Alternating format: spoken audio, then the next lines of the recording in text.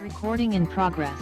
Okay, good morning, everyone. It's May 31st. I'm going to convene the staff hearing officer meeting. My name is Ellen Kokinda, and starting off, we have preliminary matters. So any requests for continuances, withdrawals, postponements, or addition of ex-agenda items, and I do not have any. B, announcements and appeals. I don't have any announcements and there are no appeals. And then C, comments from members of, I'm going to open up public comment for members of the public on items not on today's agenda. So if anybody in the audience wishes to speak on items not on today's agenda, you will have 2 minutes to do so. Ms. Gu, do we have anybody wishing to speak via Zoom?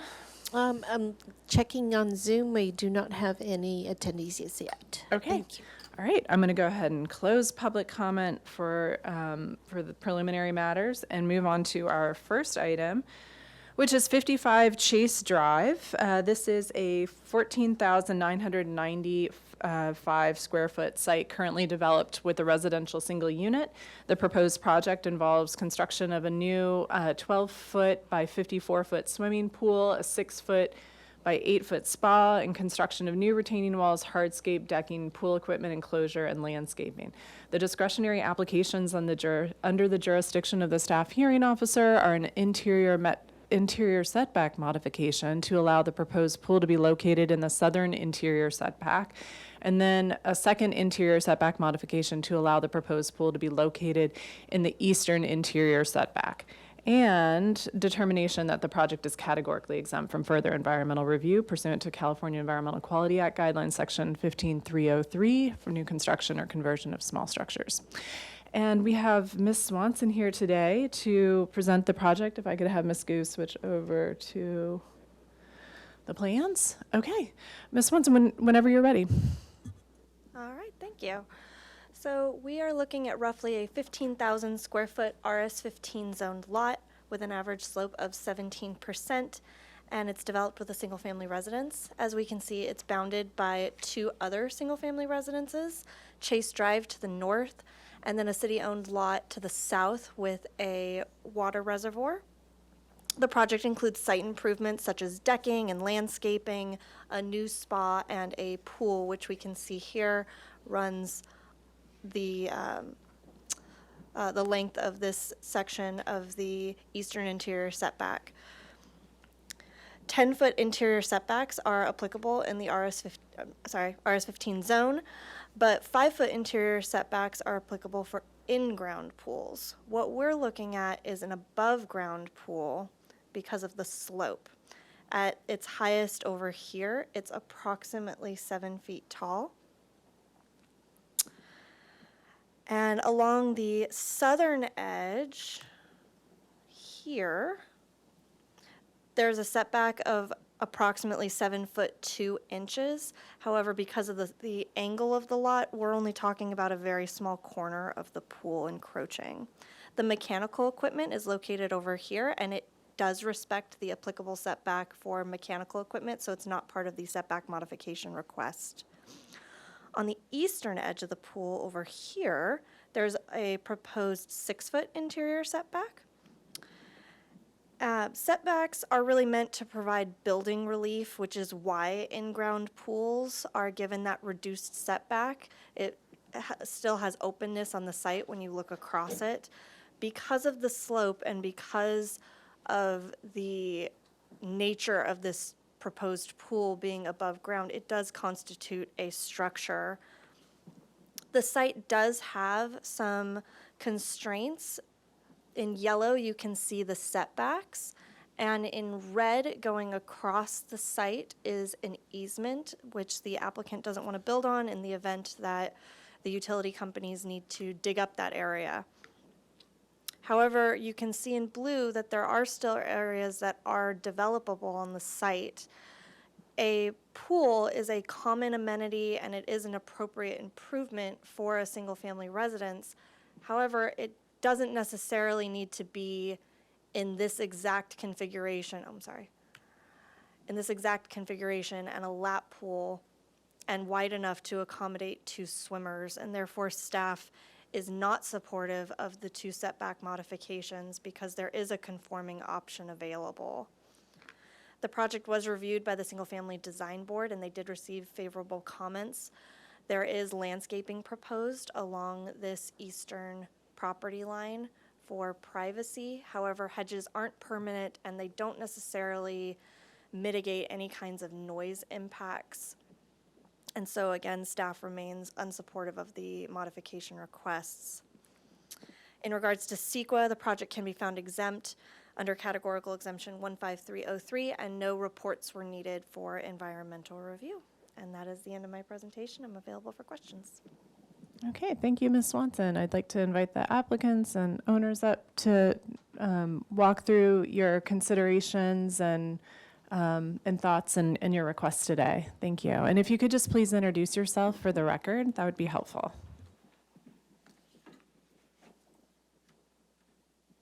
And you turn on the mic just for the bottom, and if you speak into it, it's not as much for me, but members of the audience and people attending via Zoom.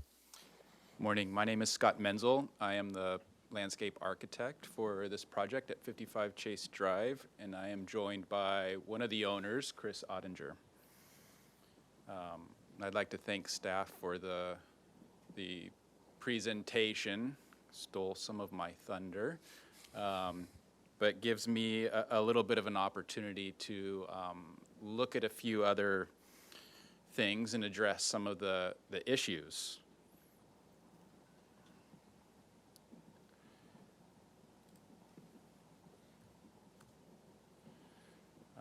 I'd like to look again at our site plan illustrating some of the site constraints.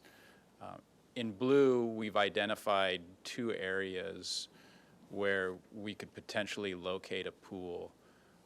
The area in red bisecting the backyard is a utility easement for a water line, and it's 15 feet wide. And we've painstakingly laid out the pool and hardscaping in such a way where if the city ever needed access to that easement, we would not have to remove the pool, and any other hardscape elements are actually removable, so they do not have to be destroyed and able to get access to that easement.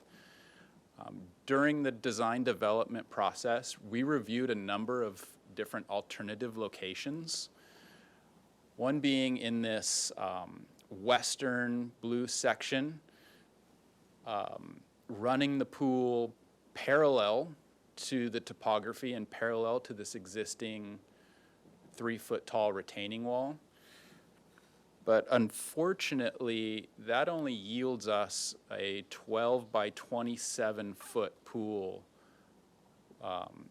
while adhering to setbacks and staying out of the easement. Our primary objective was to design a lap pool. My clients, and I imagine Chris might elaborate on this a little bit more, my clients are current and former competitive swimmers, and so they don't just want a pool for recreational swimming, they would like a pool for exercise.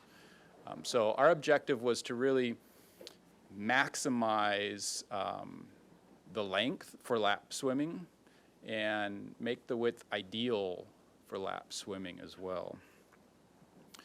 A couple other alternatives we explored were locating the pool again parallel to contours in the eastern triangle, and that essentially gave us the same size pool as we were able to get in this western area, about a 12 by 27. Actually, I think in the eastern we got a 12 by 27 feet 8-inch pool.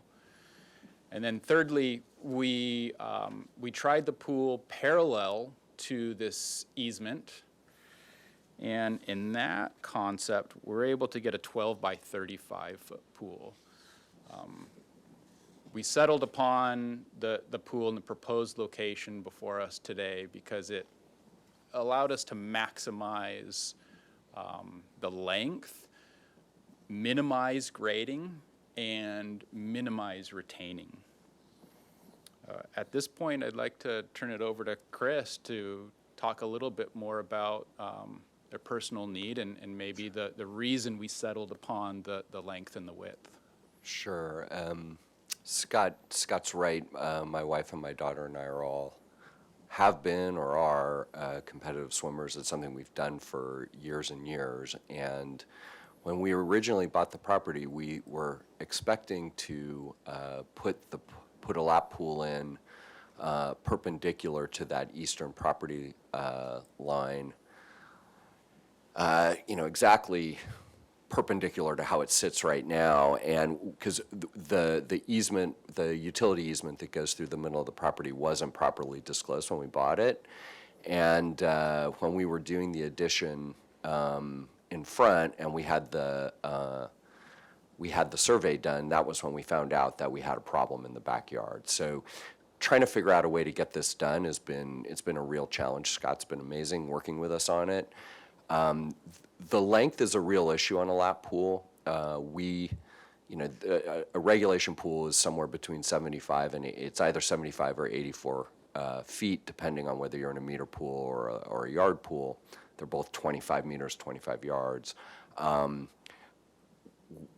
Really, if you've been swimming, if you've been on a swim team, like when I'm flipping turns, it's 20 feet before I'm back up above the water. So to be at 27 feet, it's not really swimmable. So this was really the best way to get the most length, and we were hoping and expecting that the original the pool setback would apply. I totally understand why it's above ground, and we have to have a different rule. We have to use a different analysis in looking at the permitting of it. But that was really the best way to maximize the length. And then in terms of the width, which I think is a question as well, we're trying to fit 2 swimmers in there. It's a normal pool lane is 8 feet, but that's in a 4-lane pool with gutters, and it's much wider. The waves are much less of an issue. In a small pool like this, the waves are a real issue, so you want as much width as you can kind of get. We don't have lane lines and we don't have gutters, which would be crazy for a backyard pool. So that's why we're at 12 feet. We did some research and stuff, and we could share it with you guys. And the recommendations are a minimum of 12 feet width for 2 swimmers. That's really why we ended up at 12 feet as kind of our preferred width for this length of pool. But that was really the preference of it, and that's why we ended up with the design we have. One thing I just wanted to show, this is the planting plan. And we are proposing new hedging around the perimeter of the backyard to help with privacy. So this is proposed to be an 8-foot tall solid hedge. And I'd also, before I conclude, like to revisit this plan. I think one thing to note is the irregular shape of the lot and the adjacent lots and the location of the pool relative to adjacent structures. We're quite far from adjacent structures. The nearest structure is about 75 feet, and that's directly to the east. And just in comparison, the neighbor's pool at 51 Chase Drive is about 31 feet from that same neighbor. So we're quite far from the adjacent structures, really just due to the shape of the lots. So that concludes my presentation. Oh, okay, yeah, we did, Chris and Kim spoke to the neighbors at 55 Chase Drive to the west and 51 Chase Drive, and they have submitted letters in support of the project. And to our knowledge, we have not received any complaints or negative feedback regarding the proposed pool or zoning modifications. All right, thank you so much for the presentation. And now I'm going to switch over to public comment. I'm going to open up a public comment for this item. This is 55 Chase Drive. If anyone wishes to speak on this item, you can fill out a speaker slip or do we have anyone attending via Zoom, Ms. Gu?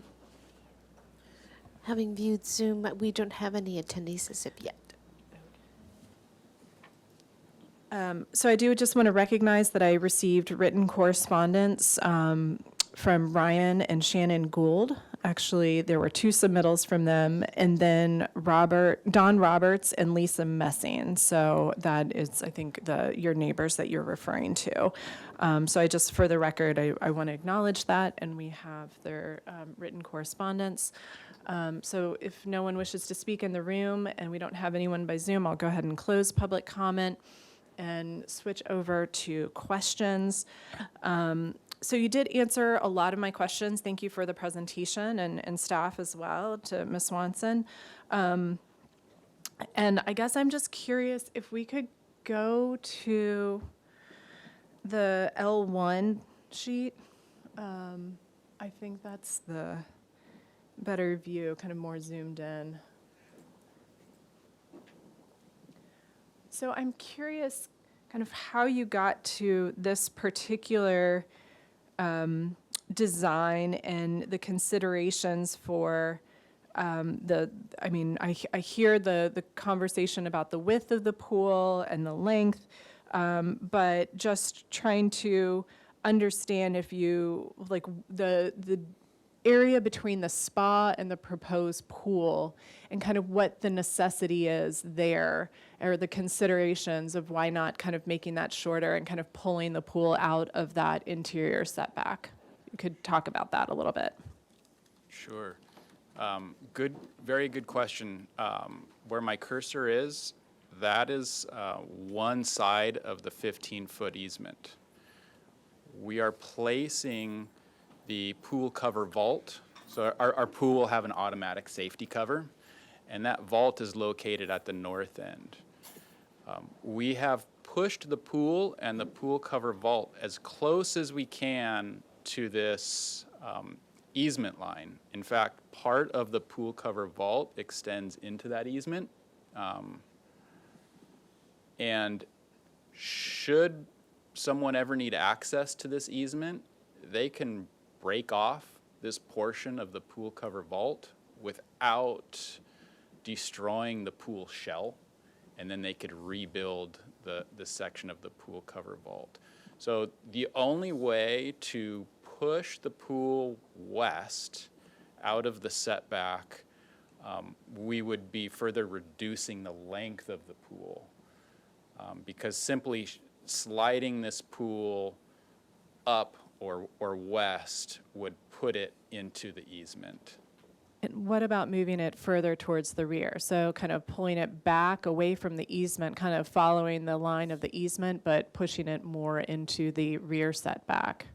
Did you consider that? I mean, clearly you'd have to, I'm just wondering if that was ever part of your conversation. It wasn't, because we actually had some difficulty with designing the pool equipment enclosure to adhere to the 5-foot pool equipment setbacks plus the noise requirements. Given where we ended up with the design of the pool equipment enclosure, it is it's not really feasible. There's not a whole lot of room really there to reduce the enclosure size. So if we were to push the pool south, we would potentially be pushing that enclosure into the pool equipment setback. But aside from the pool equipment, we could consider shifting the pool west and south. I think we were trying to just minimize our encroachment into the southern as well as the western setbacks.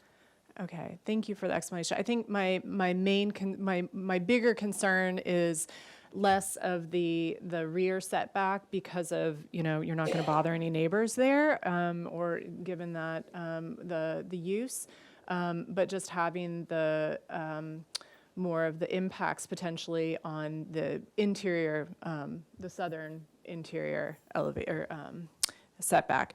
But I do want to say that I did go out on site, and I understand, and I read the minutes of the SFDB, and of course reading the staff report. And I think prior to going out on site, I was kind of questioning, like, I'm not fully understanding what this request is and why, and kind of understanding where staff were coming from based on their analysis and the intentions of the zoning ordinance, and, you know, how we consider the differences between an in-ground and an above-ground pool, and kind of that we're very specific in our municipal code for that. So I was kind of walking out on site yesterday with that in mind. And but I do want to say that I appreciate you walking me through the design alternatives, because that was not understood to me, kind of what you looked into. And clearly, I know, you know, there are site constraints with the 15-foot easement. I'm sure if that wasn't there, this wouldn't be your preferred location, or you would be doing something different. But given the circumstances, this is a very specific request for a lap pool and very different considerations for another pool. So I think by going out on site, what I learned a little bit more is just to kind of see the existing retaining walls and the existing grade and slope. And again, your considerations for other placement. Yes, you could kind of move it around a little bit or kind of bump it in. And I think that I'm okay with the current location. And again, this is very different from where I started yesterday, or, you know, started last week when I was reading the staff report. And I commend staff for, again, having to kind of be a little bit stricter and having to really apply what the intention was. So I do want to call that out, of appreciating the position that staff is taking. But I think because the fact that you looked at a number of other alternatives, you are trying to minimize the amount of grading on this site, that there are site constraints, and beyond the 15-foot easement, the awkwardness of the lot shape also really kind of spoke to me when I looked at it yesterday, and kind of seeing this combination of angled parcels, and kind of feeling more comfortable. Like, my biggest concern was, again, that lower interior setback of, like, is that going to be the noise impact? Is that going to be the issue? But seeing that it's not really the most desirable, developable location for others, and kind of seeing the context of the landscaping, and understanding that that the land that you are proposing hedging there.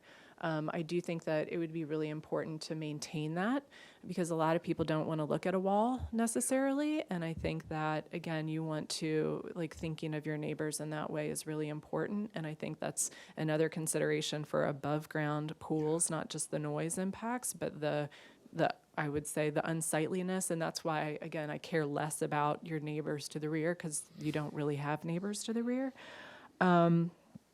So again, I could have you mess here and there with a foot. I know that you've done a lot. I'm hearing that you've done a lot with the intention of this design, and understand the considerations for, and I'm not a swimmer, but I actually did get in the lap pool over at Los Baños while pregnant, and understand just making little waves here and there. So I know that there are, I did way too much. I did a lot of research on lap pools, and again, I was going to question the rationale for the 10-foot, like the 12-foot, and why not make it 10 feet? And so that was just all of my thinking of how to make it less of an impact in that interior setback. But again, I get it. There's not gutters, there's not the other things. And I did read a little bit more into that as I was looking into it. So I think, given the circumstances, I'm going to go ahead and approve the 2 interior setbacks. The one, let me get my bearings here. So again, I just want to appreciate staff's analysis on this and understand where they're coming from, but I can go ahead and improve the southern interior setback modification and say that it is, there's definitely, it's necessary to secure an appropriate improvement on the lot. This is a very specific request, the lap pool. There are specific design considerations for that. We've got, again, the reason I can approve it is that you're minimizing grading on site. You're trying to maintain the existing retaining walls and not necessarily do more. You've got just the slope of the lot doesn't really give you the option to create an in-ground pool. So I just want to acknowledge that as part of the reason why I can approve this interior setback. And the proposed landscaping on both the southern and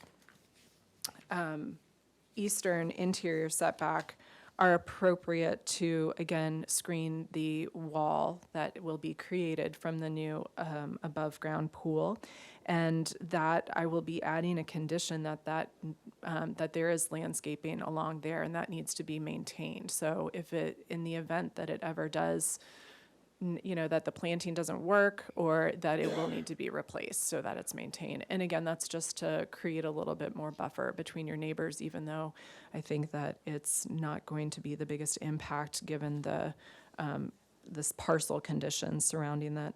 I can also, again, that goes to say that I can make the same findings for the eastern interior setback modification with the irregularity of the lots, and that it's necessary to secure an appropriate improvement on the lot. And then I can also make the determination that this project is exempt from further environmental review under section 15303, new construction or conversion of small structures. So going back, Ms. Gu, do you mind putting up my, so anyone so that's my final decision. I do want to acknowledge that within 10 calendar days, anyone can submit an appeal, or any member of the Planning Commission can pull my decision if they feel so. And then that would be appealed to the Planning Commission from there. So again, I thank you for going through all of the alternatives and making me understand a little bit more about the rationale, and good luck with your pool, and and good luck if you do more laps than I can, that's for sure. But thank you again. Thanks so much. Okay, now we're going to move on to our next project, which is 22 West Mission Street. And hang on, oops.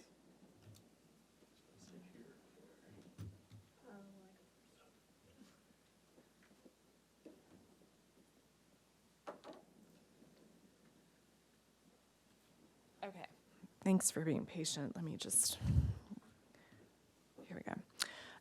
So this 22 West Mission Street is a new item. It's 15,150 square foot site, currently developed with a commercial building with multiple tenants and 2 residential units. The residential units are as built, as only commercial tenant spaces are approved on site.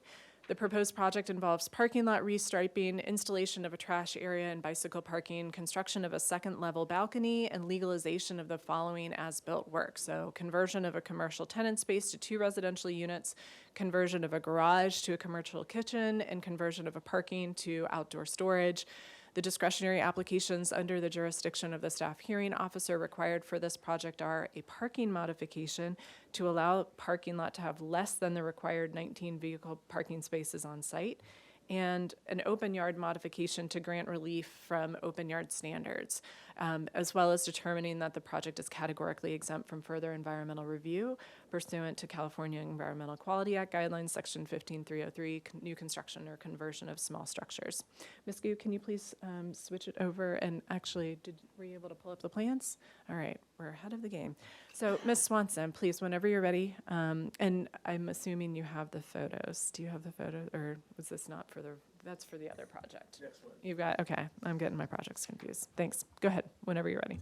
All right. So again, we are looking at roughly a 15,000 square foot CG zoned lot with an average 11% slope, and it's developed with a mixed use building. A parking modification for a trade school was approved in 1982 with the plan that we see here, and there were 12 parking spaces approved on site. Since then, the trade school has been discontinued, and there have been unpermitted changes, including converting 2 upstairs units, commercial spaces, to residential units.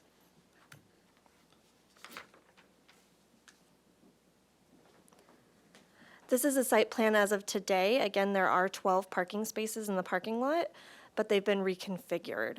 The garage has been converted to a commercial kitchen, and a parking space over here on this edge has been converted to covered storage.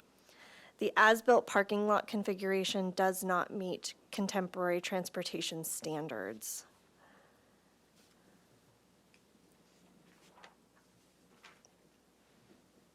The proposed site plan that we see here does include various changes, including demolishing a portion of the garage/commercial kitchen over here to have this cut in to pull these parking spaces apart from these parking spaces to allow adequate backup.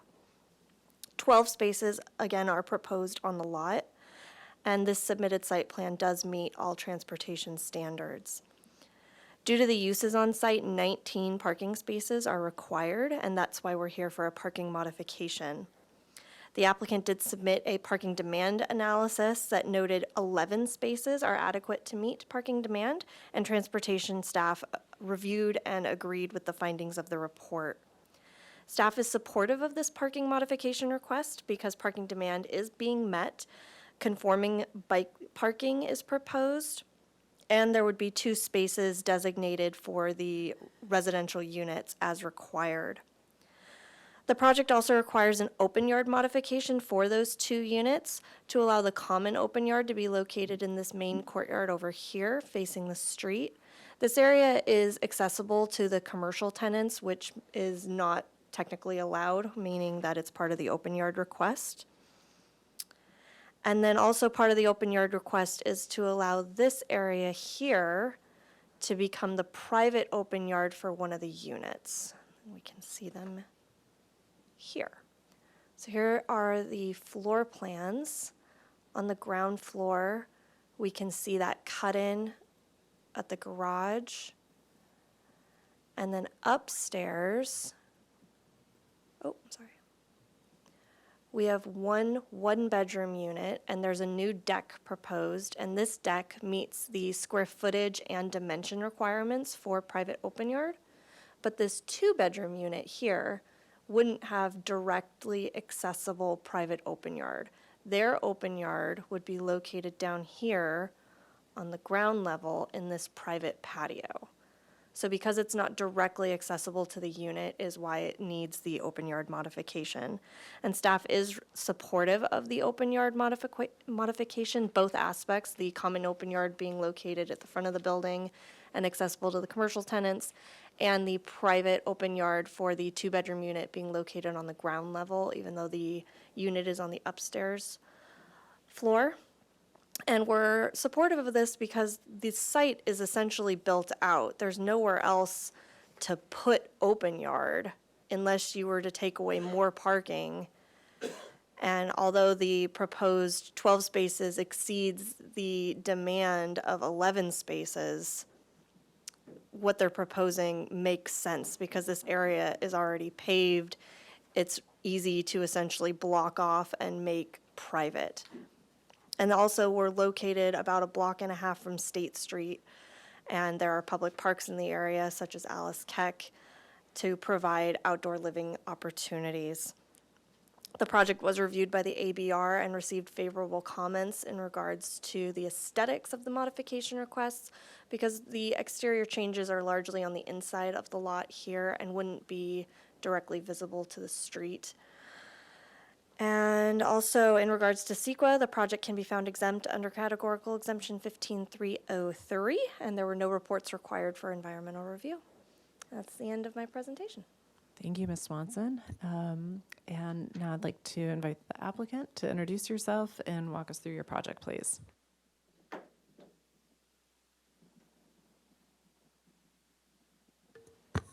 Hi, good morning. I'm Jarrett Gorn from Vanguard Planning, and I really don't have a whole lot to add from what Ms. Swanson said. I think the real thing that's going on here is everything here except for the parking modification it's sort of triggered by the fact that this was fully built out as a commercial property, and now we're creating some residential unit opportunities on it, and that's what triggers all of this open space. And it just sort of is what it is on the site. There's no real opportunities to actually comply with these standards, and I think we are meeting the spirit of the standards here. We are providing a new deck to meet that open space contiguously with one of the upstairs units, and then the downstairs space. It's not, yes, you would have to step across a 4-foot walkway to get to it, but it's essentially contiguous, and it is about double the size that would normally be required. So I think in some ways that, okay, it's a trade-off. It's not directly connected, but you get twice the amount of space, and it's at grade, and it's sheltered and private, and be a nice little open space there, and it's a good way to work it in given the existing build-out of the site. So on the parking demand, we had a parking demand study reviewed by transportation. The demands met on site. I agree with Ms. Swanson that it's probably the trade-off between getting some additional open space that doesn't really change anything versus a parking space which is really meaningful. It makes more sense to do the parking space. And the only other thing I'd bring up is I know that one of our neighbors, I think the neighbor to the north, had some concerns about construction. And so you can see on our site plan, basically, and by the project scope, that all of our construction is on the interior of our building and to the south on the other side of our building from that neighbor's property. And I don't think there's any way that there could be any impacts really to anyone from any of this. The construction in the parking area is basically restriping. So it's a pretty low-key construction project, not a whole lot involved. And that's the only thing I would really add. Okay, thank you, Mr. Gorn. Excuse me, now I'd like to open it up to public comment. If there's anyone in the audience who wishes to speak on this item, please fill out a speaker slip. I'm not seeing any movement here. Ms. Gu, do we have anybody via Zoom who wishes to speak? I do not see any raised hands at all for this item. Okay, I'm going to go ahead and close public comment then for 22 West Mission Street. And just go back to question. I mean, I didn't really have too many questions. It's a pretty straightforward project. I went out on site. I read the ABR minutes. I understand kind of the request. I'm seeing not more and more, but I've seen like a little sprinkling of these units that either are as-built or are things that are part of existing commercial spaces being requested to turn into residential units kind of closer towards State Street. So I know that this is on Mission, but we're right on that first block. And trying to see, you know, how like creative ways that applicants are trying to figure out how to create new units in the city. So I just, again, don't really have too many questions. For me, the project checks all the boxes, specifically with the parking study and making sure that that transportation planning staff felt confident that it meets demand. So that kind of squares away that particular item. I do think that Mr. Gorn, as you were saying, that there is a little bit of a trade-off. I can't tell you how many apartments I've lived in where, you know, I've lived on the upper story area and had access to a backyard or some kind of open yard area. So it's not unheard of. I mean, I know that you're working, again, this is a built-out site, so it's trying to create the best of what you have and to kind of create a space. I mean, the common open yard area in the front, has kind of a commercial vibe to it, or a commercial feel, so I don't really anticipate, it's kind of part of your calculation. But I think it was really critical, again, to be able to add the balcony on the second story, just to, again, give someone that bit of open yard and the intention of having a little bit of space there, so that you are able to accomplish that private area for both units is appreciated.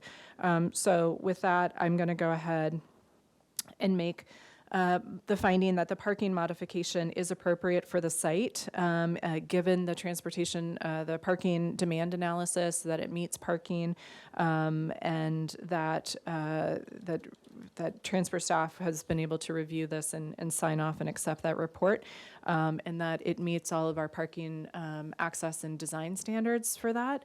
And then the open yard modification, again, I agree with staff's assessment that it's necessary to secure the appropriate improvement on the lot, and that the creation of 2 units, that this is a creative way to build 2 more units within the city. And, we're working with kind of unique situations and trade-offs, and that you have been able to create 2 private open spaces that are substantive enough to make it meaningful and really honor the intention of open yard. And I think just one thing to request is to really, for staff, I want to make sure that the plans show the second story balcony as part of the designated open yard. And I don't know if these plans showed it as clearly, but I understand that that's the intention, but I just want to make sure that it's mapped out for the building permit, and that if there is anything else that you wish to add, Ms. Swanson? I believe it's listed on the cover sheet. So Oh, on the cover sheet. Okay. I think it will, I also want to see it on the plans itself. So for future question, I'd rather, again, the way that this is approved is to make sure that there is that open yard for that. And again, that from members of the audience, we are seeing more and more of these, and there are lots of access to other parks and areas downtown. So thank you, Mr. Gorin, and to staff. And just to let you know that my action is appealable to the Planning Commission, or or anyone from the Planning Commission could pull this within 10 calendar days. If I haven't said it all yet, that I also can determine that this project is exempt from further environmental review as written in the staff report. And thank you so much. All right. Moving on to number 3. I think that we've got a long time, and thanks everybody for being patient. All right, we have 432 Donza Avenue. I've never actually had to say this out loud. The 4,460 square foot site's currently developed with a 1,270 square foot single unit residence listed on the Historic Resources Inventory, and a 216 square foot detached 1-car garage. The project involves demolition of the existing garage and construction of a new 665 square foot 2-story accessory dwelling unit. Ms. Gu, can you please switch over? Including removal of a Victorian box tree to accommodate the new building. Replacement parking for the primary residence will be provided as one uncovered parking space in the existing driveway. The discretionary applications under the jurisdiction of the staff hearing officer required for this project are an interior setback modification to allow a 1-foot setback at the first story along the northeast property line, and then 2, a rear setback modification to allow a 6-inch setback at the first story and 3-foot setback at the second story along the southeast property line. And then lastly, to determine that the project is categorically exempt from further environmental review pursuant to California Environmental Quality Act, Guidelines Section 15303, new construction or conversion of small structures. We have Ms. Plummer here today for staff to present this project. Ms. Gu, if you could turn it back over to the plans.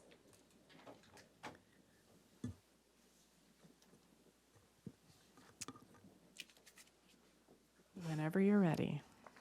Thank you, Ms. Gokinda. Again, I'm Pilar Plummer, Associate Planner with the City of Santa Barbara Planning and Zoning Division.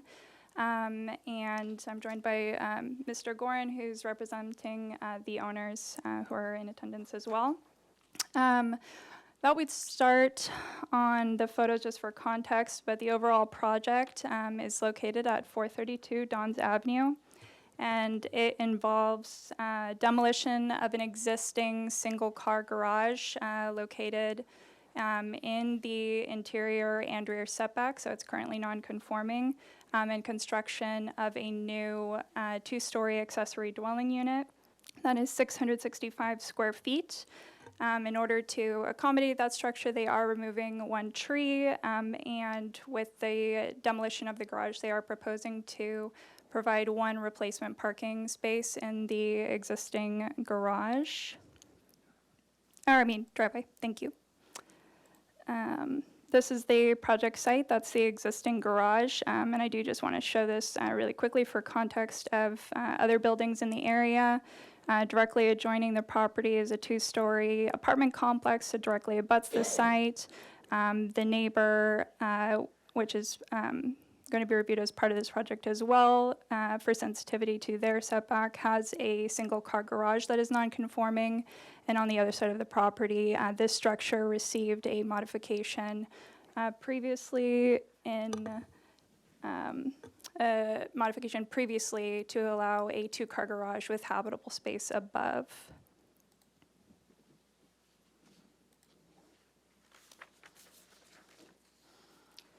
So as part of the project, as noted in the staff report, and as I previously mentioned, they're proposing to demolish the existing garage and provide a new two-story accessory dwelling unit in generally the same location, but with a larger building footprint. For ADUs, the regular setback, which applies to other structures of 6 feet, is reduced to 4 feet. It is also worth noting that the ordinance does not require a modification to convert existing floor area that's non-conforming to an accessory dwelling unit, and also allows for conforming additions to non-conforming structures. This site is quite small and constrained. It's 4,460 square feet. It's also constrained by the existing footprint of the residence, which you can see on the site plan. The existing residence is also non-conforming and received a modification previously for an addition to allow the residence to continue along that existing plane. And as previously noted, specifically adjoining the property at 434 Dons Avenue, so this property here is developed with a garage that has a similar footprint as the existing garage on this property and is non-conforming. So staff was in review of this project. We were looking at the requested encroachment, which is to have a 6-inch or to have a 1-foot setback at the first story within this interior setback, and then at the second floor to meet the allowable. Let me just do this really quick. To meet the allowable setback for ADUs, so you can see that here. So 1'4", and then to have a 4-foot setback at the rear. So the upper floor is set back slightly. In staff's review of the project, ultimately, staff reviewed this and found that it was not supportable. In general, new construction, this is new construction. They're not preserving the existing non-conforming building. They're demolishing it and constructing a new building of a different use. And in general, new construction is considered an example of an opportunity to provide required setbacks to design a project that would comply. Setbacks in general are intended to create a sense of openness, visibility, light and space and air, and buffer between buildings. So staff was not in support of this request. However, the applicant provided a thorough applicant letter, which is included as part of an exhibit in the staff report, analyzing how they feel it meets the appropriateness for the law, as well as consistency with existing development patterns within the neighborhood. At the rear of the property, they are also asking for a setback encroachment. Let me get to that.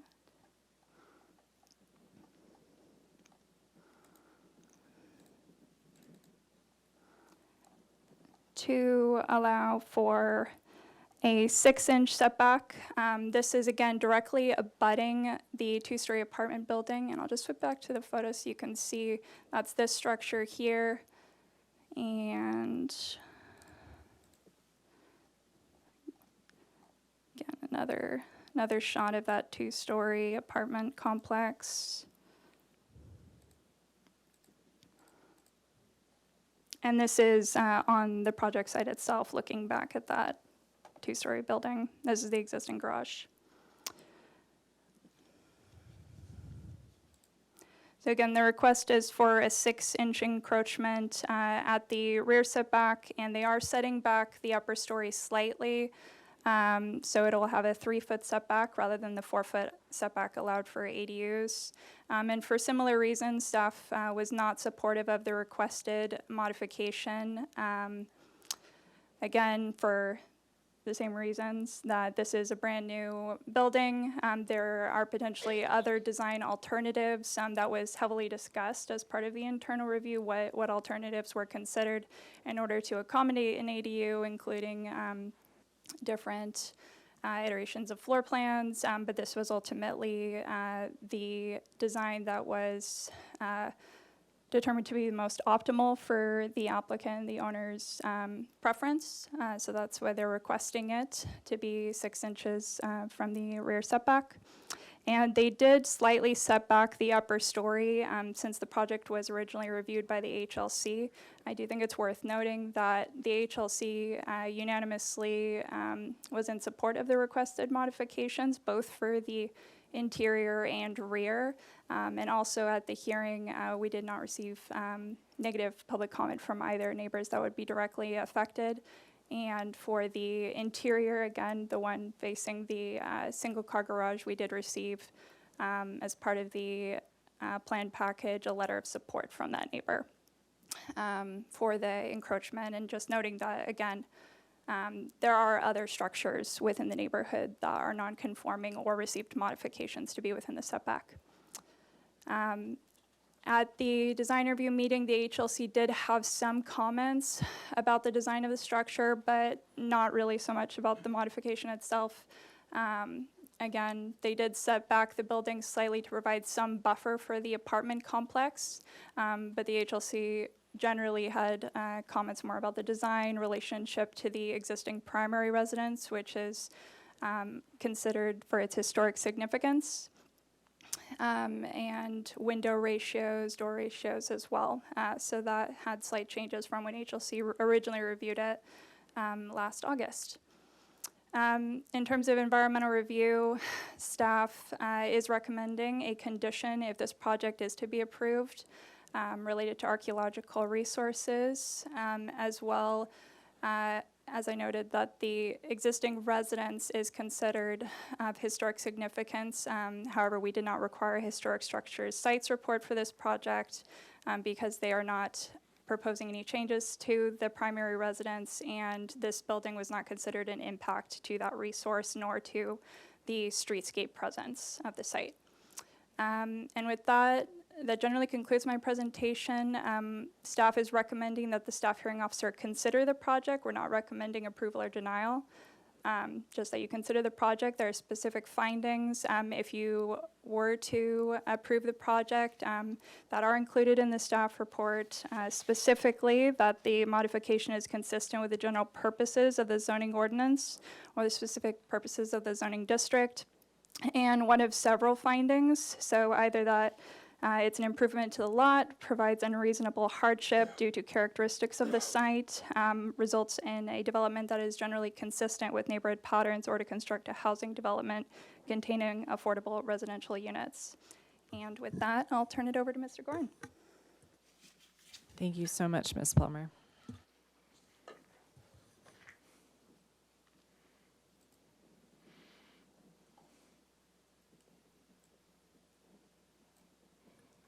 Thanks, Ms. Plummer. And I'm Jarrett Gorin from Vanguard Planning. And I want to start with the neighborhood context and sort of work down to the site, because I think that's sort of the natural order to understand what we're doing here and why we went about this the way we did.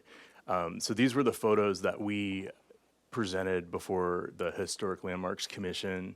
And so this is just a straight down aerial of the project site and the surrounding neighborhood.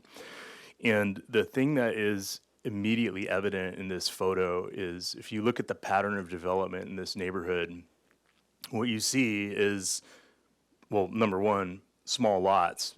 These are the smallest lots over here. Ours may actually be the smallest lot in the neighborhood. But what you see going on everywhere is you've got a primary structure and then you have accessory structures, which are all placed at zero setbacks or very close to zero setbacks. So we have that right next door, as Ms. Palmer pointed out. We have it on our site. Our next door neighbor has this over here and received the same modifications we're asking for. I would argue for the same reasons that they were appropriate here, they would be appropriate for us. But you keep going down the street, and you just see the same thing over and over again. Over here, we've got the same thing going on. Over here, it's slightly different. These are apartments that are on Anapamu Street, and I actually used to live right here. But these ones are built out. The way these work is these are 4-unit apartment buildings, and then they've got a set of garages in the back with apartments above. And these are also built out at essentially zero lot lines. And then here we've got the same thing with single-family homes and the accessory building being at zero setbacks. And I think this photo alone supports making the finding that what we're proposing is consistent with the pattern of development in the neighborhood. And that finding exists because there's places all over the city where neighborhoods were built out in a certain way, and then the city changed the regulations later. And so everything in there is non-conforming, but it's still the pattern of development in the neighborhood. So the fact that these are non-conforming that are around us really doesn't have a whole lot of bearing on whether or not this is appropriate or not. Whereas the fact that this is the physical configuration in the neighborhood does have a lot of bearing on the fact that we are continuing this pattern of development on our site. So yeah, here are just some different angles looking at things. So this is the property next door to us with that structure, the habitable space above the garage. That's the house on our property right there. You know, again, house, accessory structure. This is further up the street, same thing going on. Here's our property. You can see the relationship of our existing garage to the structure next door to us. And then this is looking straight down but close up at our property corner and then the neighbors and then what we have next door. And I'll talk about this a little bit later when we get on the site plan. But I want you to look really closely at this relationship here and what's happening there. And then this is looking along our property line sort of towards State Street. That's our garage right there, neighbor. You can see this a little better in another photo, but this presents a blank wall towards our site. There's like one window in that, which is, it turns out to be the window onto like a sink utility area. It's not into a bedroom. That's something that came up at HLC. They had questions about what kind of windows were there and did they go into a primary room or were they sort of a secondary window? And we researched that and that's what we found out. Then this is the other corner of our property. So again, you can see how this is working out. And you can see this is their structure that got the modifications and they have another one of these apartment buildings right next to them at basically a zero setback. And so that's how they addressed it. And then here's our existing house and that structure next door to our house. And that's our primary residence. So that's looking at this from the street. I think if you might ultimately see right up in here, a portion of our second story would be visible from the street. This is closer up our driveway, looking at our existing garage. And that's in the backyard. So that's the apartment on Anapamu Street that we look at the back of. And the window is somewhere up in here, screened by this tree. Is that the tree that's going to be removed? It is, yeah. Our structure will take the place of that tree. And then this window here, you can kind of see it through the tree here, but that's the secondary window that's on there. And our original design had a straight up 2-story element back here. And then as a result of the discussion at HLC, we ended up revising that to provide the 3 feet so that they would continue to have light and air through that window. And then our wall, you can see it on the elevations, or you did see it. Our windows are located so they don't look into that window and vice versa. And then this is the open space on our lot, essentially. And it includes this area over here, and from here to here is only about 17 feet. It's really constrained, and that's the usable open space, and I'll talk about that in a second. And then here's the relationship of our garage to that apartment building. And those are all the photos that I've got. And now let's look at the site plans. So I want to start with the existing site plan.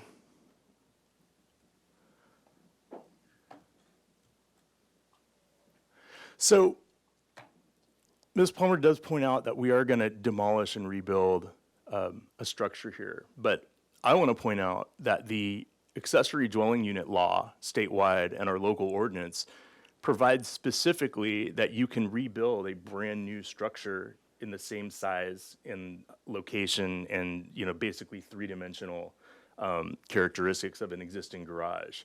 And so our portion of our proposed ADU that's within the setbacks over here on this side conforms with the existing location of that garage. I think we actually provided a slightly larger setback than exists right now. But the fact that this is being demolished and rebuilt with a new structure, I don't think that's not in and of itself a reason to say that, you should have to comply with setbacks purely because of that, because the law specifically provides that you don't have to. So that's the existing garage and how it's located on here. And again, you can see this is the open space on the lot, and we've got this deck here, and then this is all driveway, which doesn't count as open space under just a single-family residence development. And then let me go to the site plan here. Whoops, I always do that. I make the thumbnail smaller instead of what we're actually looking at. Okay, so what's happening here is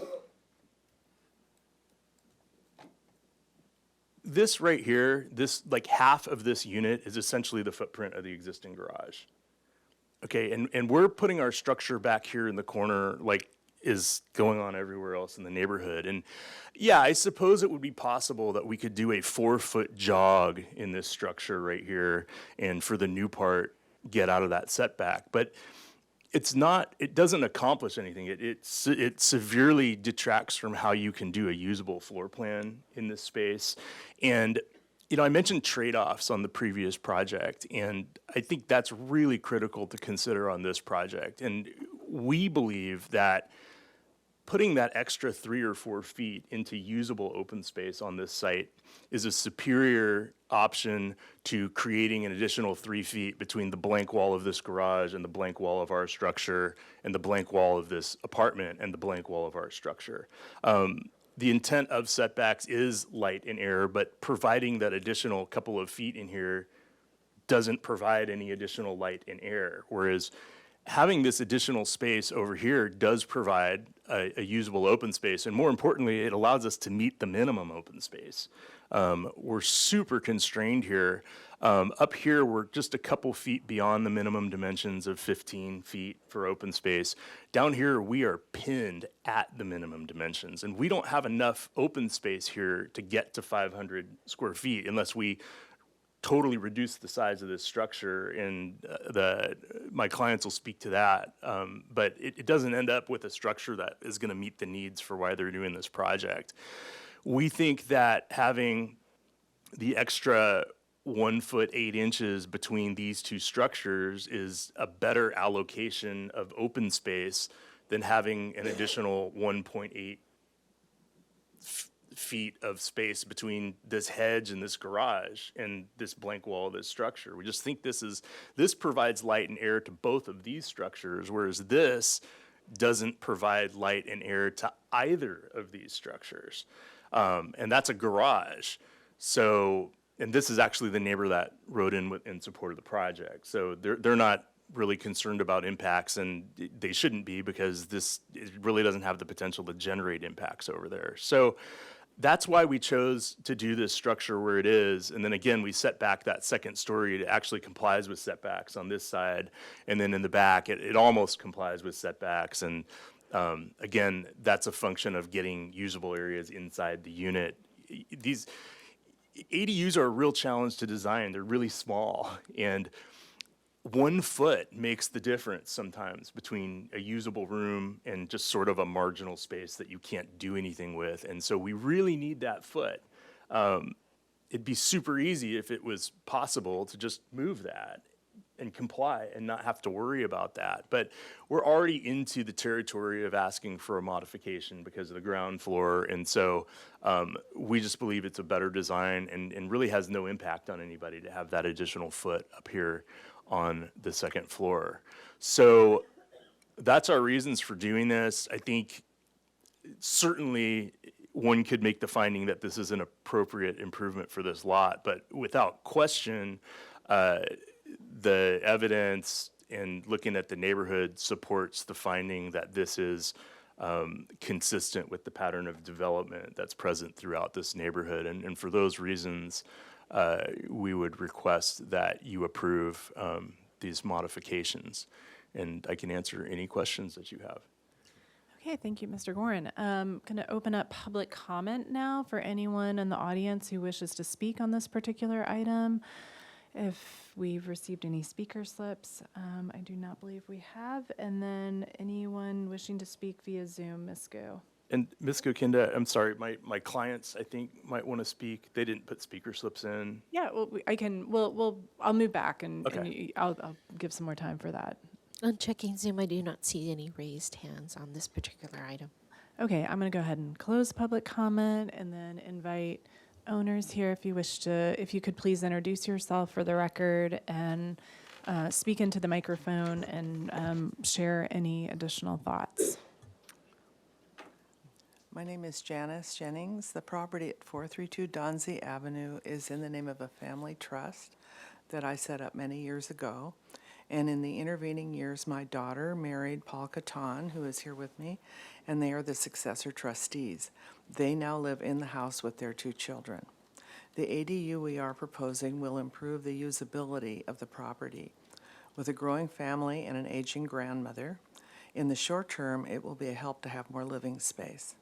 It also will make the property more usable in the long term. I'd like to add that the ADU we have in mind is designed to match the architecture of the main house. It also will be consistent with the neighborhood. At one time, the property next door at 426 Donzie had a small garage like the one we have at 432.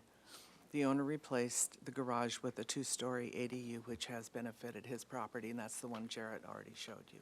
So those are my comments. Thank you, I appreciate it. Sorry, it's musical chairs up here. No worries. Hi, my name is Paul Catan. I'm the successor trustee, along with my lovely wife Indira, who couldn't be with us here today. We have the 2 little kids and the grandparents, and the house is really, really small as is. So in and of ourselves, and not only including our extended family, we're in need of more space. A few different things. Through the process, we've learned that we have what I've heard today, which is a highly constrained lot.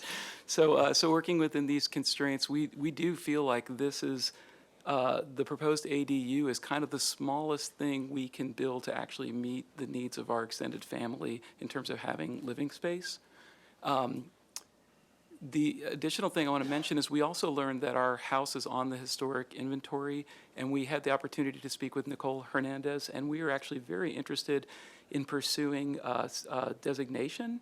But what we also learned through the process is we considered other options for having the living space we needed, which apparently would have been to pursue a second story on the main house, which would then I think threaten the characteristics of the neighborhood and historic status. So we like history. We actually learned that the name of the street is Donzi. I thought it was a made-up word. No, I thought it was a made-up word. And then I learned through our good neighbor, Michael Crookston next door, who wrote the letter of support. That's the name of the family that owned the neighborhood market that now is the Victoria Market.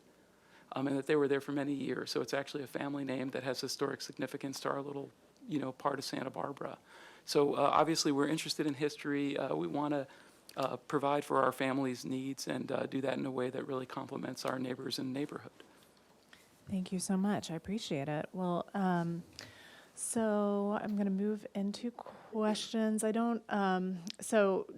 Full disclosure, I went out on site yesterday, so I walked around. I did watch the entire HLC meeting that was back in August or end of last summer. Early on, I kind of saw how HLC addressed and their considerations for the aesthetic appropriateness, read staff's report, and I think that, this is, and thank you for letting me know how to pronounce Donzi. I did not know that. And it's like, there are a couple streets in Santa Barbara where I always get it. I'm always nervous to say it out loud.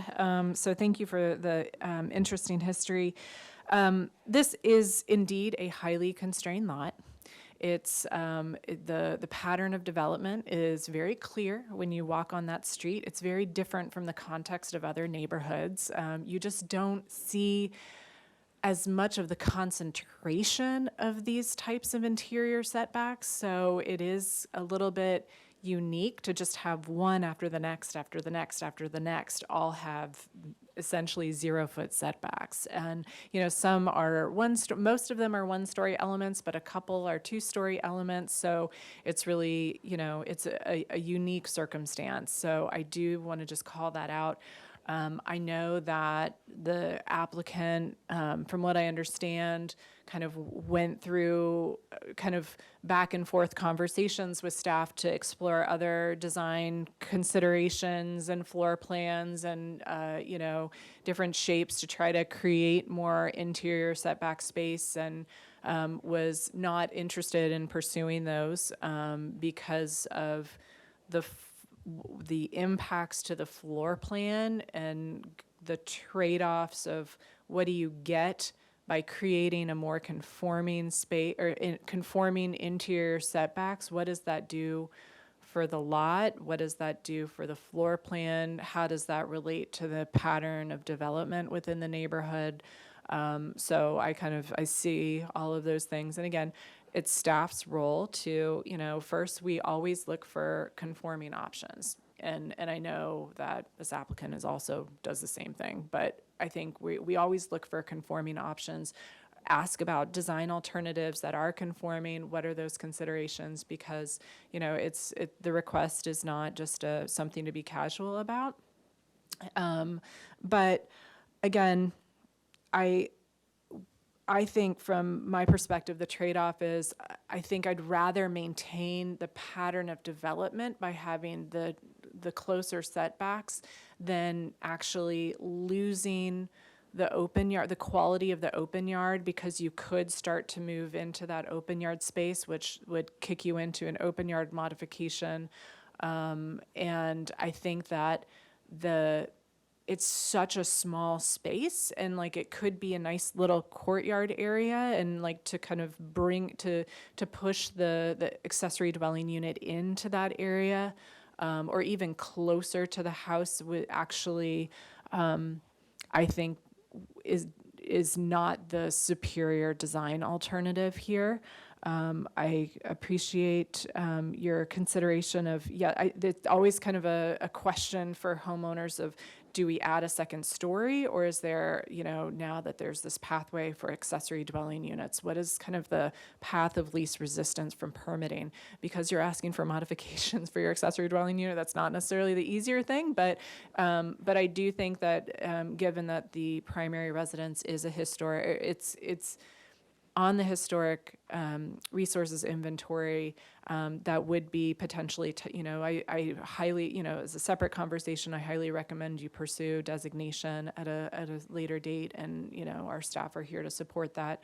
But yes, it's nice to maintain that character and kind of the quality, not to say that you can't do that, but it is, again, what I consider a superior design choice, and possibly might meet your desire to, you know, have intergenerational living but separate spaces. I think that we could all argue for that from both of your perspectives, and so create that space. So I won't say any more, but I think you understand, again, kind of my considerations, and I really agree with the pattern of development, and that I'd rather just maintain that to make sense of it, to maintain a better quality open yard. So I can make the findings for the interior setback modification, that it is necessary to accomplish, that this will result in a development that is generally consistent with the existing patterns of development in the neighborhood, and kind of promote that uniformity. Again, creating a better open yard area on site, not impacting a historic resource, and appreciation for kind of pulling that, you know, just checking in with your neighbors and recognizing that the impact is going to be really minor for that particular interior setback. And then I can also make the approval for the rear setback modification for the same reasons that it is going to result in a development that's generally consistent with the development, the pattern of development in this neighborhood on Donzi Avenue specifically, and the rear-facing Anapamu Street. And that really this is this particular design makes sense from a floor plan perspective, and again, appreciation for moving that second story in to create a little bit of buffer, because again, from anybody else could also want to propose an accessory dwelling unit or some kind of development, and that having a little bit more buffer for future development is appreciated. So my approval of these two modifications is subject to that standard condition for the unanticipated discovery of archaeological resources as mentioned in the staff report, and I can also make the finding that this project is further exempt from environmental review under section 15303, and I wish you luck at continuing on to HLC and with your project, and very exciting for you all. And again, just to note that my decision is appealable. It's an appealable action. Within 10 calendar days, anyone can submit that, or any member of the Planning Commission could pull my decision if they see fit. So thank you so much. Okay, item D. What time is it?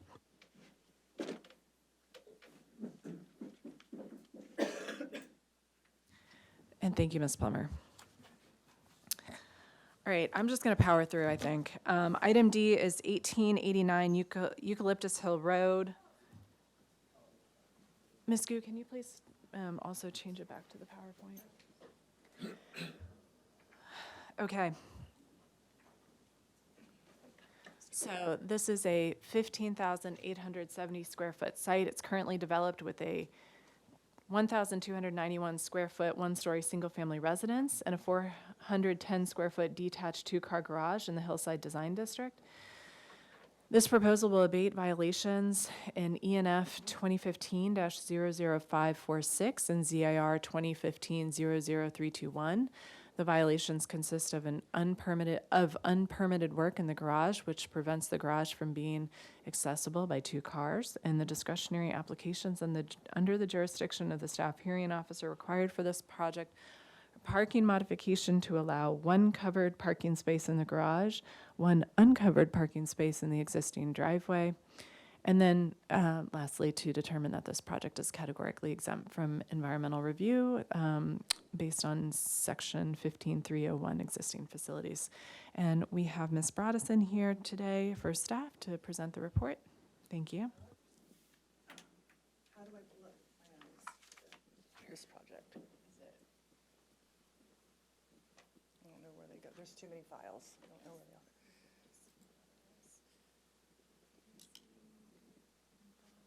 There it is, right there. Thank you.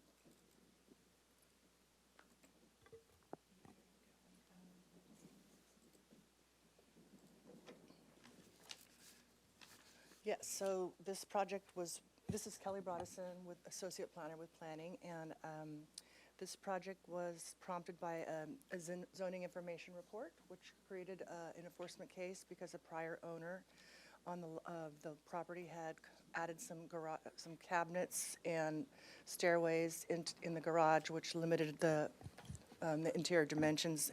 The minimum allowed required dimensions are 20 by 20 for the garage, and the project, those dimensions were encroached upon by the as-built additions in the garage. So because the project is in Hillside Design District and with an average slope of greater than 20%, it did go to the Single Family Design Board on the consent calendar, and they were supportive of the request. And so this project is a request for a modification because, as you stated, one of the parking spots will be outside of the garage, and normally you would have to have 2 covered spots within the garage. And as I said, you can, staff recommends that you approve the project, making the findings in the staff report. And we have the owner, Mr. Langer, here to, if you want to speak or answer any questions. Sure, why don't you go ahead and if maybe you could just walk me through your site plan as well. That would be helpful. Sure. Good morning. Want to sit here? Yeah, let me sit here.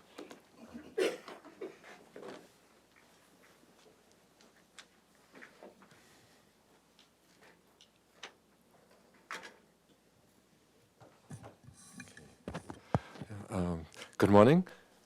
My name is Dirk Langer, and I'm the property owner of 1889 Eucalyptus Hill Road.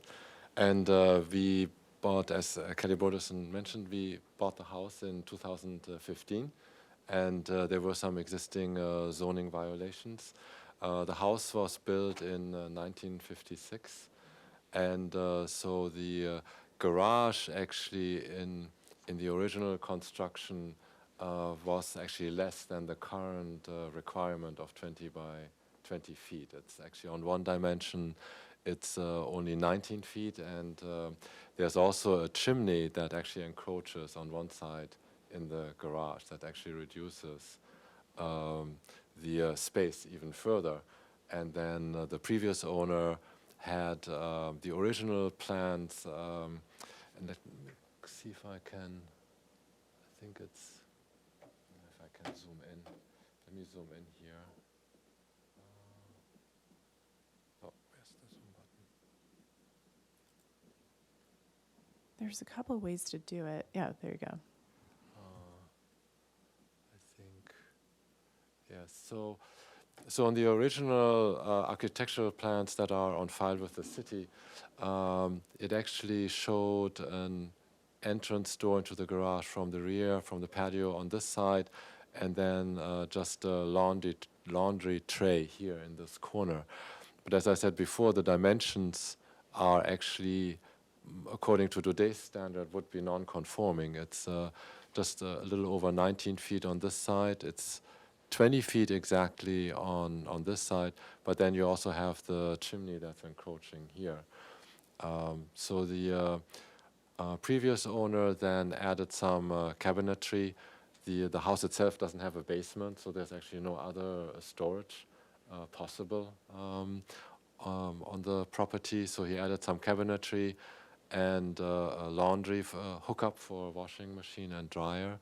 And then his wife was handicapped, so they closed the door here and added another door from the dining room and a more gradually sloping staircase so that his wife could enter the garage. So this is the zoning violation that we are now trying to remedy. And let me see if I go to the next. If I go here. So I've had extensive discussions with transportation and parking to come up with a solution of how we can keep some of the existing cabinetry, the hookup and space for the washing machine and dryer. And there was also a modification or change in the zoning in, I think, 2017, maybe, that changed the zoning from an A2 zone to an R25, I believe.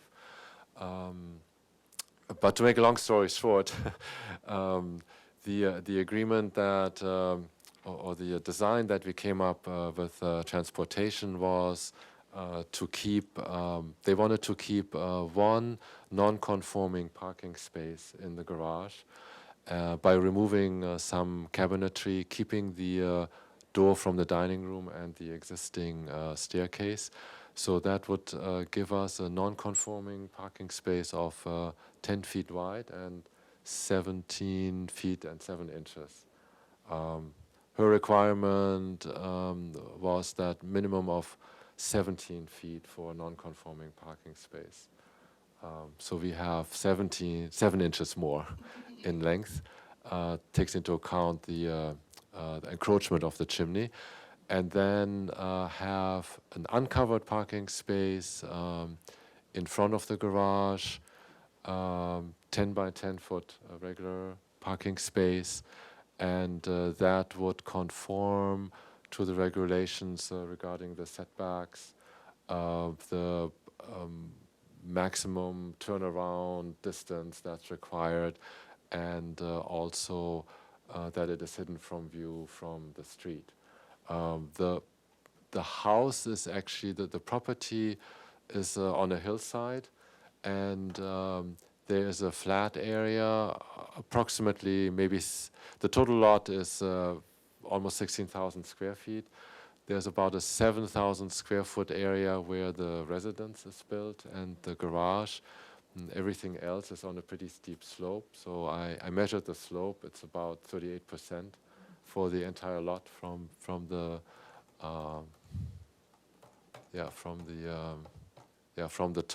top end here down to the road, and a pretty steep driveway.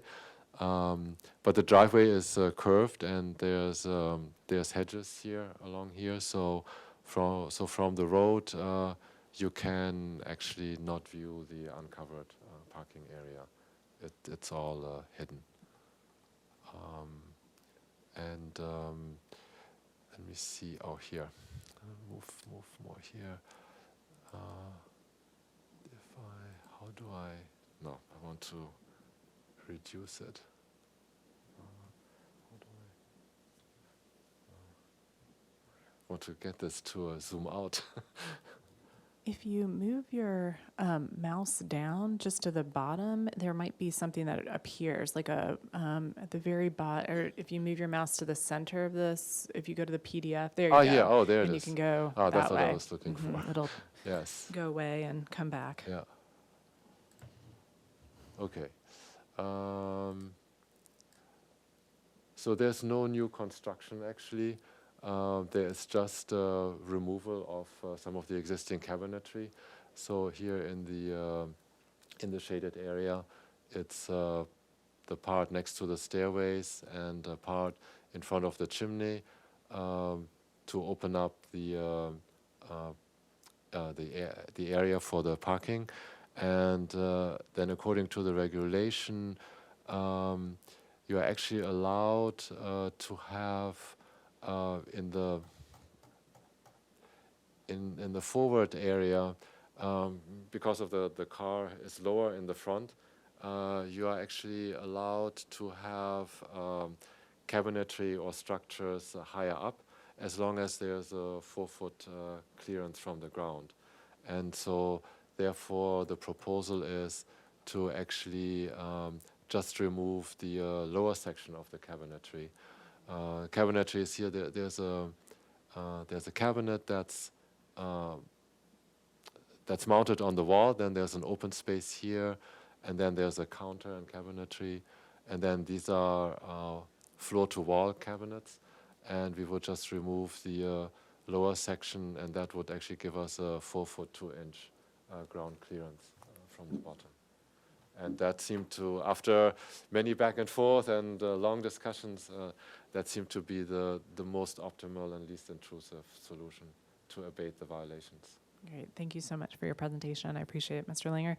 And then now I'm going to open up to public comment. If there's anyone in the audience who wishes to speak on this particular item. And seeing none, and I did not receive any public comment or speaker slips. And if there anyone attending via Zoom who wishes to speak on 1889 Eucalyptus Hill Road.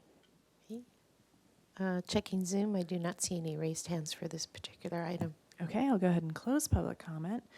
I drove by the site and I read staff's report and looked at your plans, and I don't really have questions. I agree wholeheartedly that this is a pretty, you inherited enforcement and inherited problems that you're now fixing, and I appreciate that, and I think that this is a good solution. That the existing garage that is designed or how it was originally approved doesn't necessarily, it's not a great design standard, or, clearance-wise for 2 vehicles. Things have been added over time. I know you've worked it out with transportation staff. You know more about our city's parking access and design standards than you probably ever care to. You can really share those with your neighbors. But ultimately, from the street, you can't see this. There are lots of hedges. This is a sizable lot, so it can easily accommodate the uncovered parking space, and with this requirement that you need to have 2 covered parking spaces. So this is, again, it's minimal.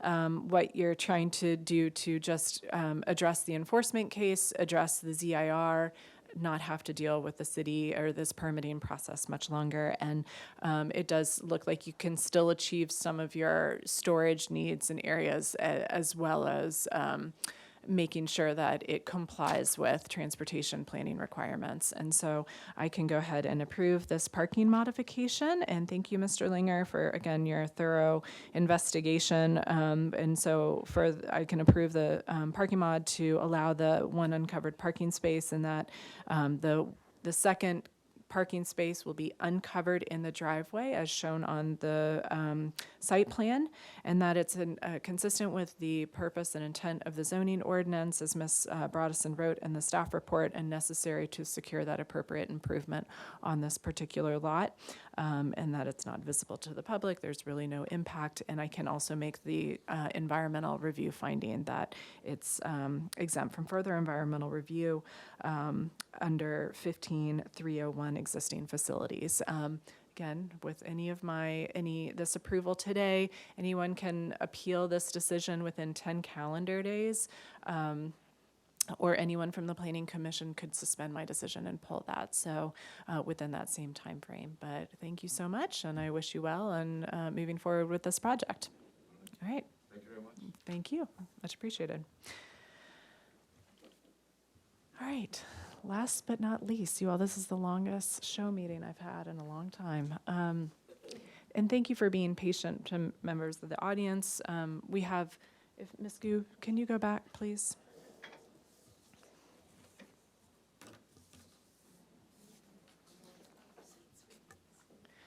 So we have 2151 Mission Ridge Road. This is an approximately 1 acre site. It's currently developed with a 3-story single-family residence and attached 2-car garage. The proposed project involves converting the existing garage to floor area for the residents and constructing a new detached 3-car garage with a 2nd-story accessory structure.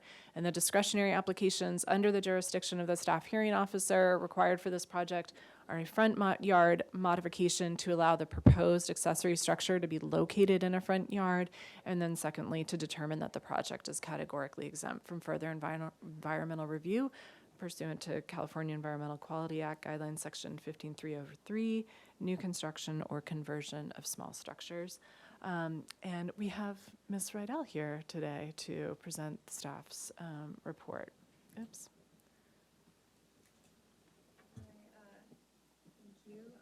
And if you wouldn't mind turning on your microphone. Yes. It's odd for me being on this side of the table, but the project is at 2151 Mission Ridge Road. The 38,454 square foot lot is in the RS25 zone, low density residential, and it's developed with a single unit residence.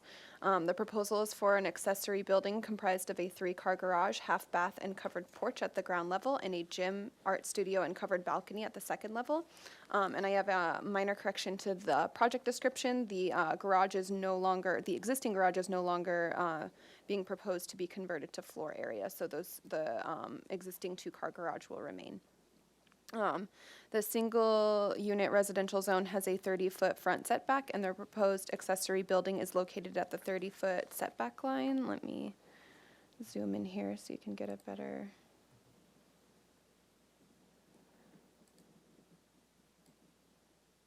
Look at the site.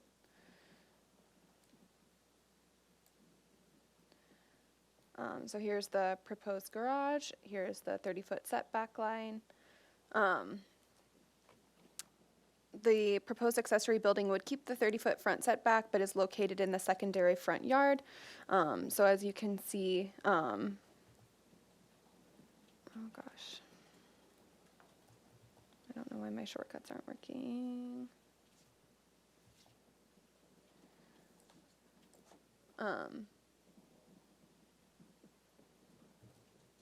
Apologies. So there are 2 front setbacks. The first one is at this access point here on the north side of the lot, and then there's another front setback line along Mission Ridge. And the primary access to the lot is on this north side right here.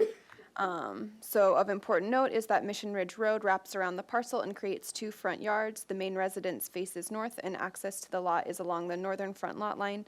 The western front lot line is lined with hedges and a sandstone wall that shields the lot from view.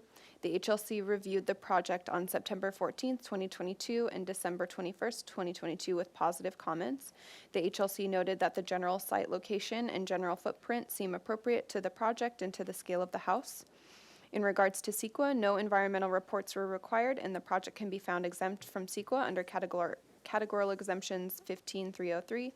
The city architectural historian reviewed the project and confirmed that the detached accessory building is designed in a complementary manner to the residence, which is listed on the historic resources inventory, and will not negatively impact the residence or any surrounding historic resources. The project is located within an archaeological sensitivity zone, but as a previous archaeological letter report determined that the discovery of archaeological resources is unlikely, standard conditions of approval related to the discovery of archaeological artifacts are required. Staff is supportive of the proposed front yard modification for the accessory building because the secondary front yard acts as more of a side yard and the structure will be shielded from public view. The proposed garage is located close to the rear of the parcel and as far away as possible from neighboring lot lines without encroaching into the front setback.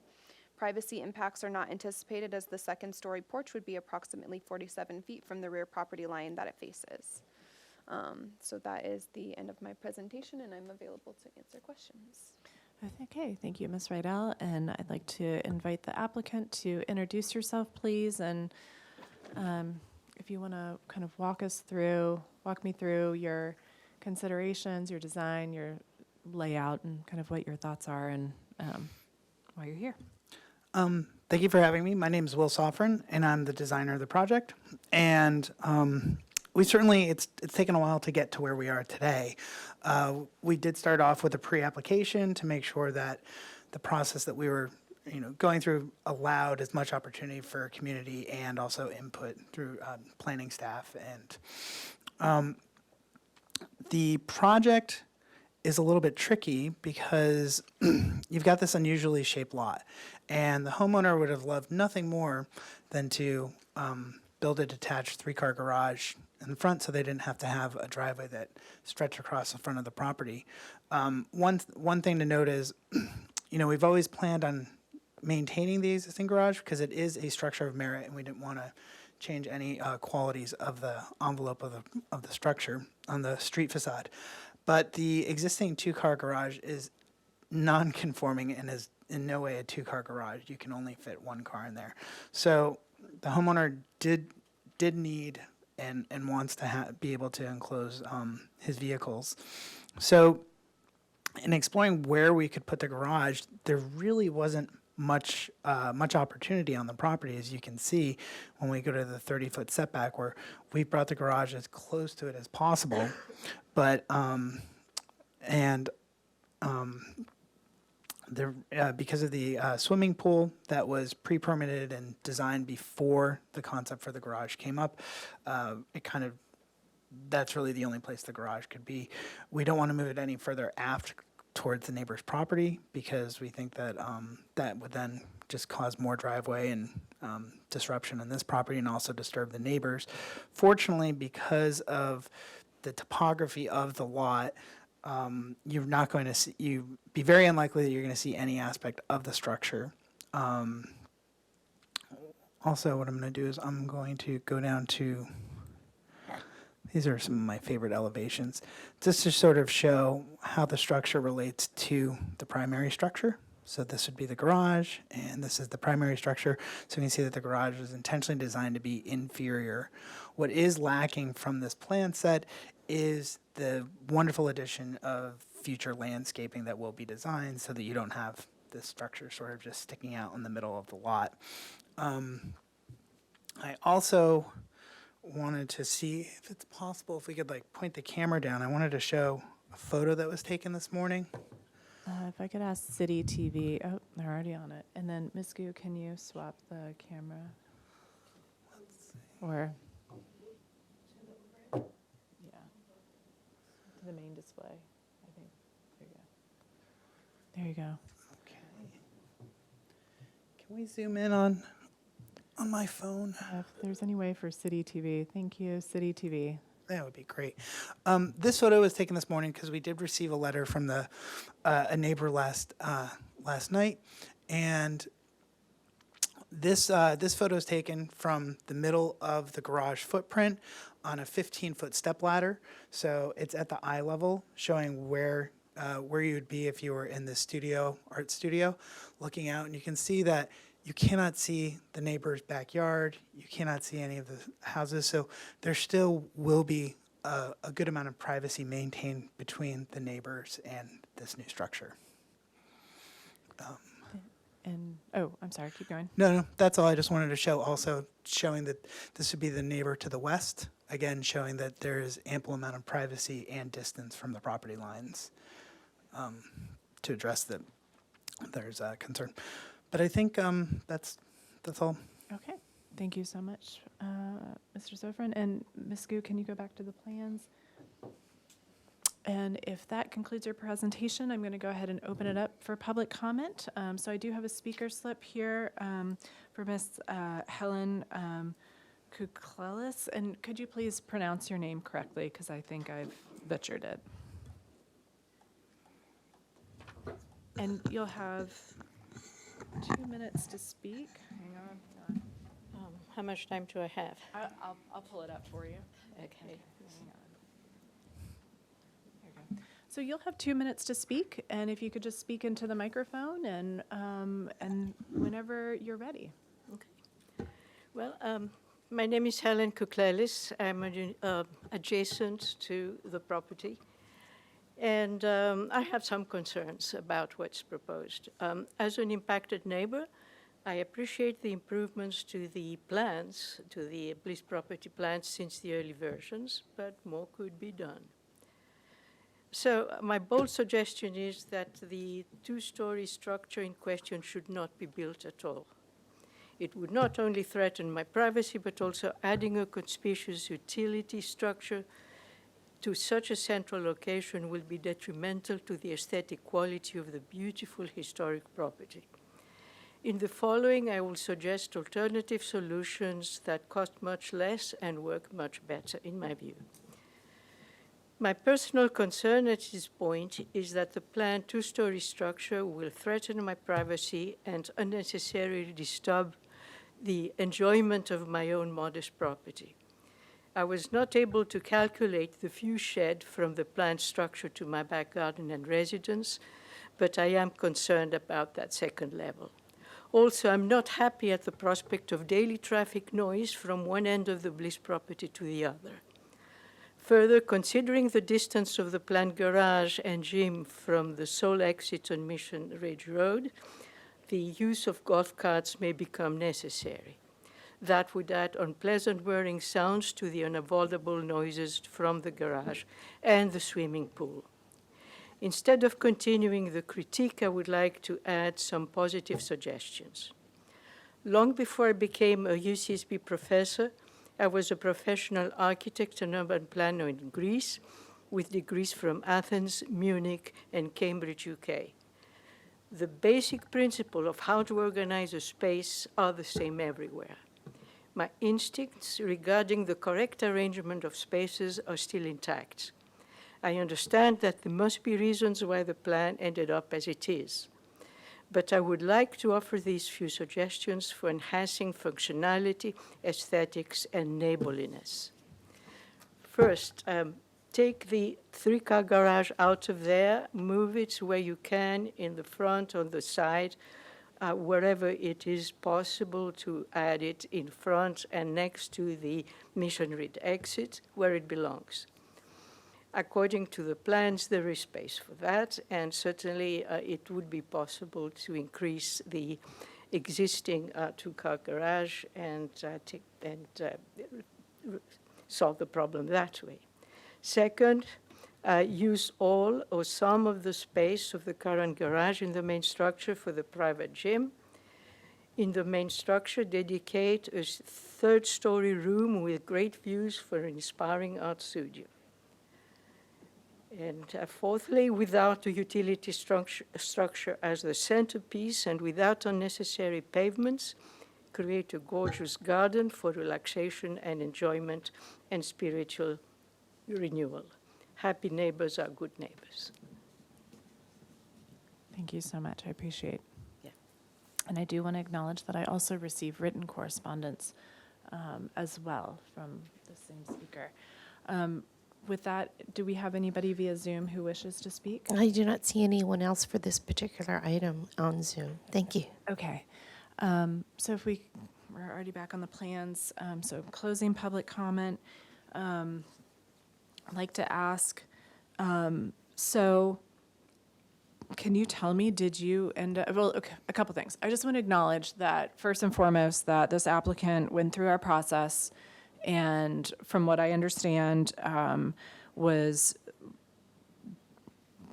going along thinking that you're doing all the necessary steps to follow procedure, and then, whoopsies, we accidentally, the way that our municipal code is written, particularly how we measure front yards, it made us realize that we missed a modification for this. So I just want to put that out there, that apologies to the applicant. And, you know, this is a confusing lot when you start to look at it this way. And, you know, I can see how staff, and this wasn't the staff sitting here before me, but how it might have been missed and that it wasn't clearly called out, and that you also, it wasn't easy to identify, and that's something that we're working on to fix for further clarification. So it's really, a lot of this particular land use request is very much kind of a technicality of how we measure front yard locations. Also, because it's the way that you designed it was to ensure that you weren't designing the garage in the front setback, and so, which is fairly substantive for this particular lot.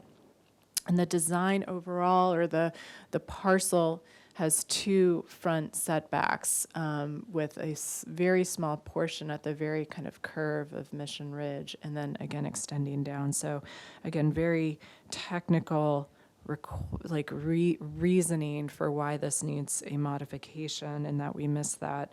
You know, goes to show, I think, the I want to ask a little bit about, can you just kind of take me around the elevations of the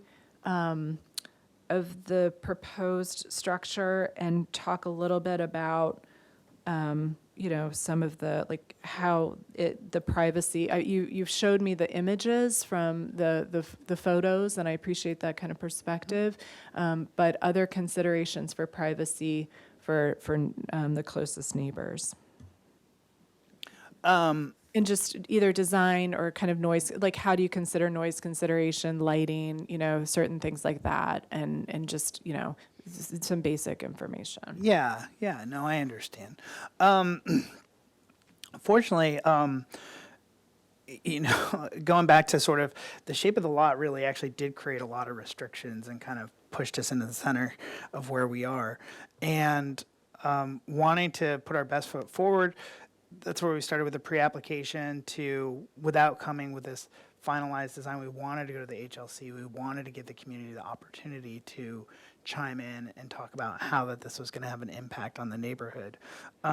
We did have bigger plans when we started. The structure was much larger. It was much taller. We are, as you can see right here, we are coming a considerable distance below the potential maximum height of the structure.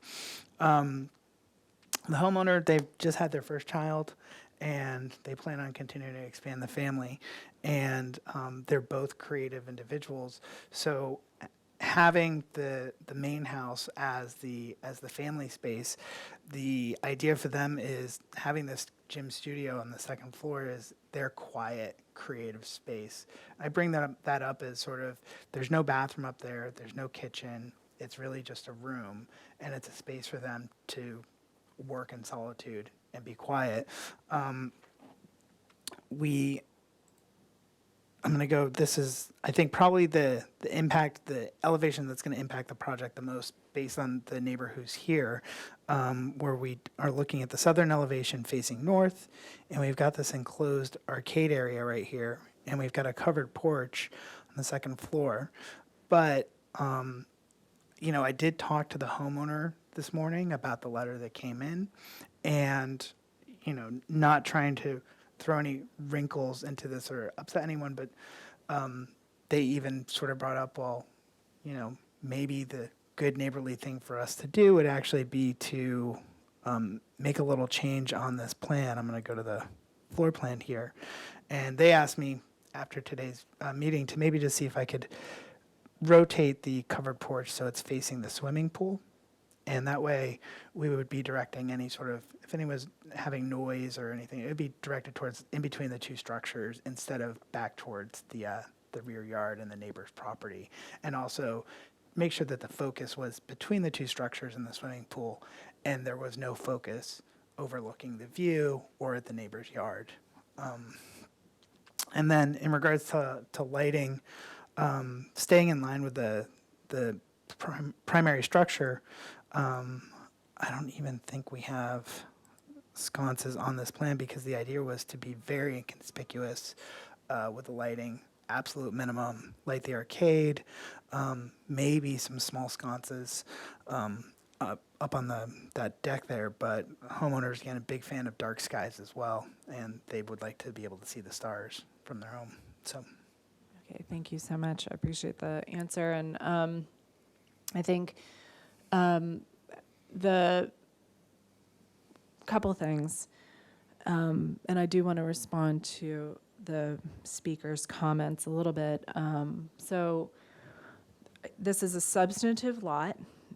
It has constraints because we've kind of said there's two front setbacks.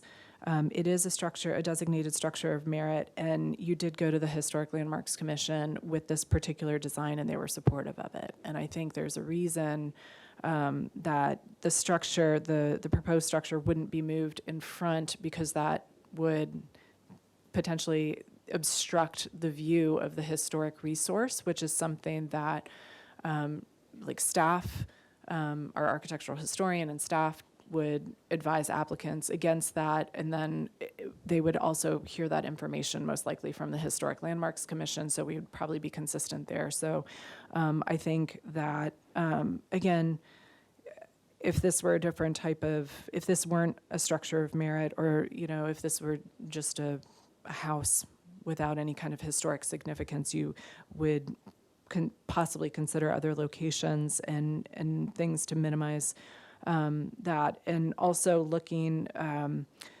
not adding to the primary structure, which is historic, but creating a separate space, again, that won't necessarily impact that. And so I think there's a lot of consideration from HLC there and why you propose this particular design.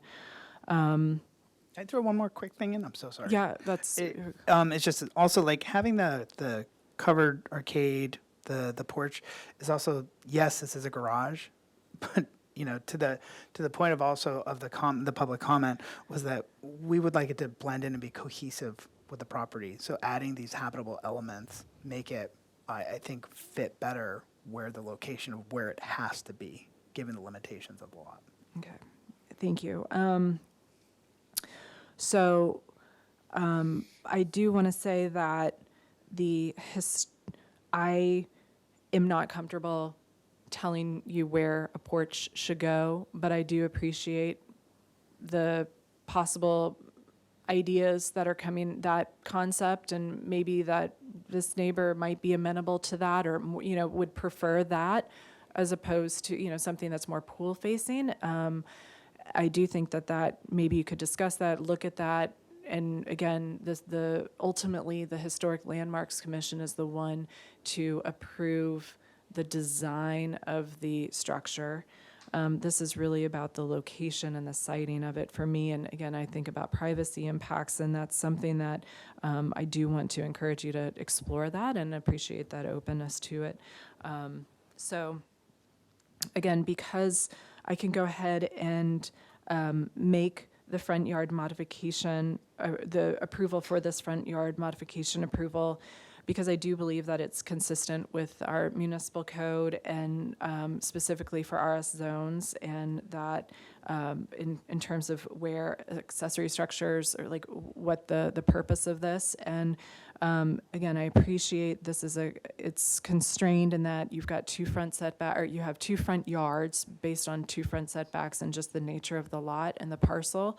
And that I appreciate the fact that you're not, that it is proposed in this location, which still creates a significant buffer between other surrounding parcels, neighboring parcels, but that it doesn't necessarily detract from the structure of merit, this designated resource. I also appreciate HLC's feedback on just where the siting of it, and that they similarly felt that it was appropriate.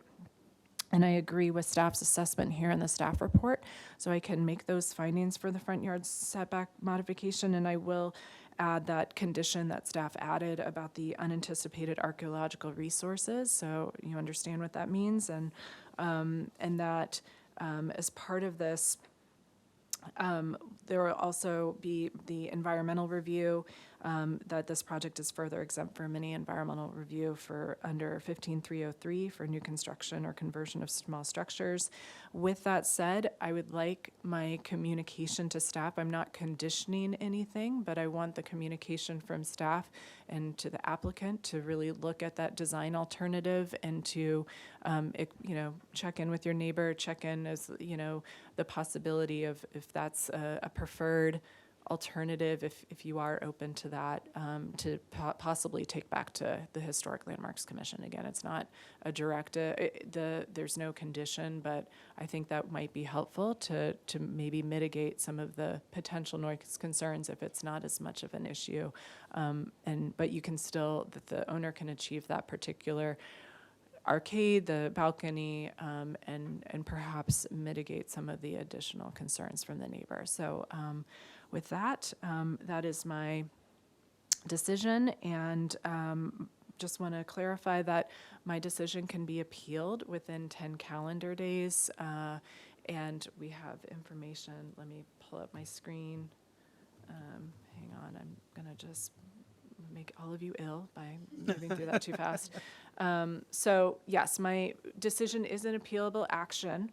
It can be appealed within 10 calendar days. Also, any member of the Planning Commission could suspend my decision as well if they see fit. I encourage you to participate when this project goes back to the Historic Landmarks Commission, and we'll make sure that you're, an interested party. It will go back for project design approval, and that will be another critical point for you to participate. So thank you, and thank you for your comments, and I wish you well moving forward. Thank you. This concludes this really long meeting of the staff hearing officer for May 31st.